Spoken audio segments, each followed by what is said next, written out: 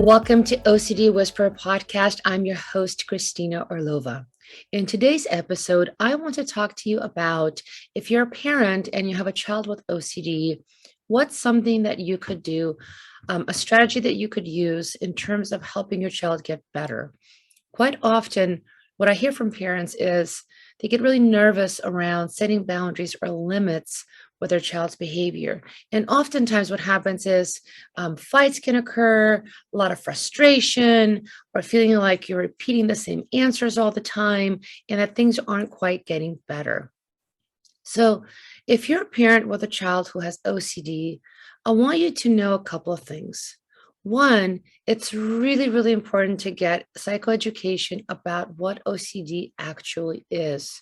I'm talking to you now. I'm going to assume that maybe you know some basics, but if you don't, then I really encourage you to go ahead and do some research.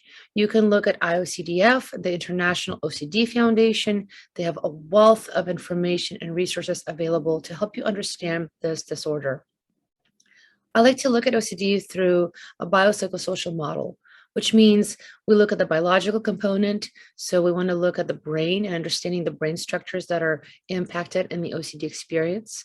What we know so far is we have the prefrontal cortex, this part of our brain, and there's a region in the area called caudate nucleus that's involved. There's a part of the brain called basal ganglia that's involved.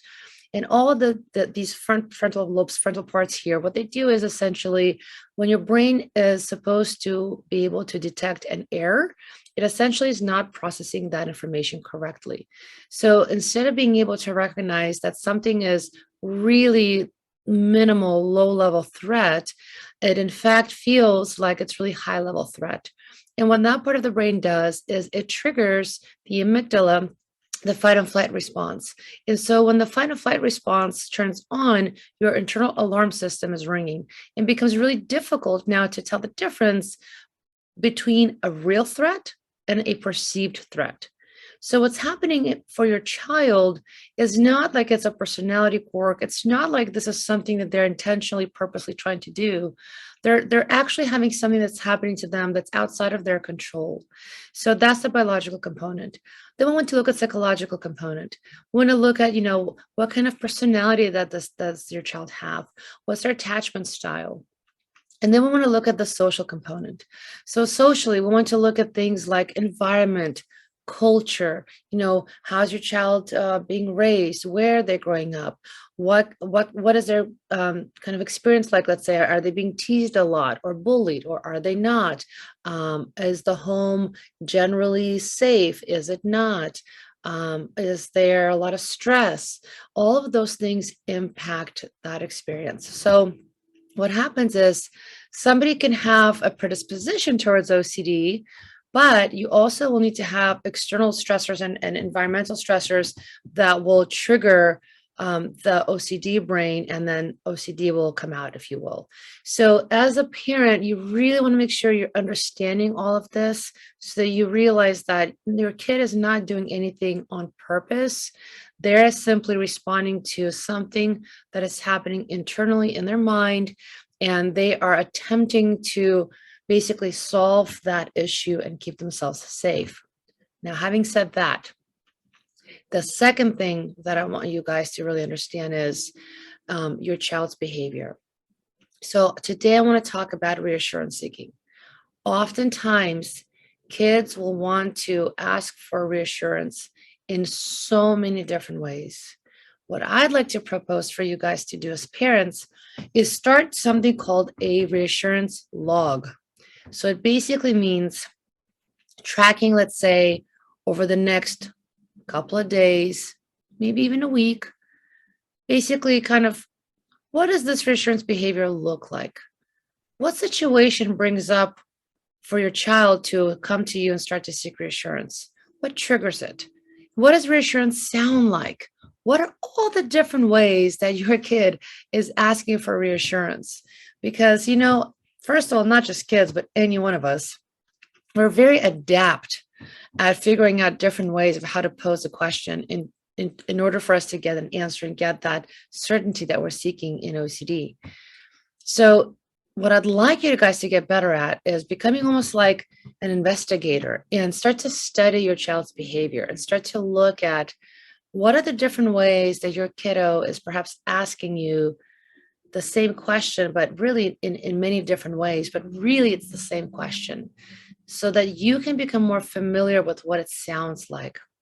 And when you start to recognize that repetitive behavior, even though your kiddo might try to make it seem like this time it's different or they're asking a different question, you will become better at catching it and realizing that, wait a second, you're actually really asking me the same question, just in maybe 10 different ways. And once you get clarity on that, then you and your child can make a plan.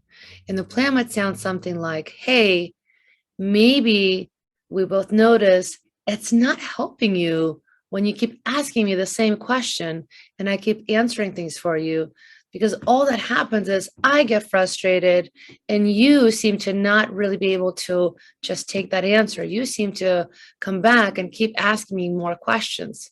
So obviously something about this isn't quite working. So maybe we need to change it up. And one of the things that every person with OCD has to learn to deal with is to sit with that uncertainty, entertain not knowing an answer for a period of time. That's literally one of the hallmarks of OCD is this constant need to have that certainty, especially when you're triggered. So the best thing you could do as a parent is realize, one, you're not a bad parent if you start to set some limits and let your child know you are not going to answer the same questions over and over again. And number two, it's that you're actually going to help your kid by setting some limits on this behavior and making a plan together. And the plan might be something simple like that. Maybe when you come and you're asking these questions, you might say, hey, I'm noticing you're asking me the same questions. Guess what? I've already answered that. Or you might say, hey, you can ask me a reassurance question on this topic once. I'll answer you once, and that's it. Or you might say, hey, let's make it like a game. You can ask 5 reassurance questions per day. And once you've asked your 5, that's it.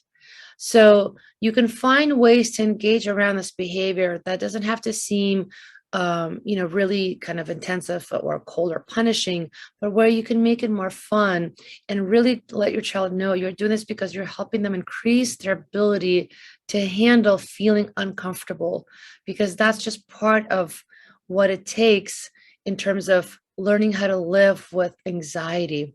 And that you trust them and you have confidence in their ability to do this, that you know that they can handle it and that they can get through this. And then every time that they're successful, I want to make sure you guys celebrate it, right? Give them a high five, tell them, hey, you did great. Look at that. You got through it. Good job, right? Praising that behavior that you want to see and showing them that you're noticing them making that progress is so beneficial for that young little brain. So I hope this was helpful today, and I'll see you in the next episode. Bye.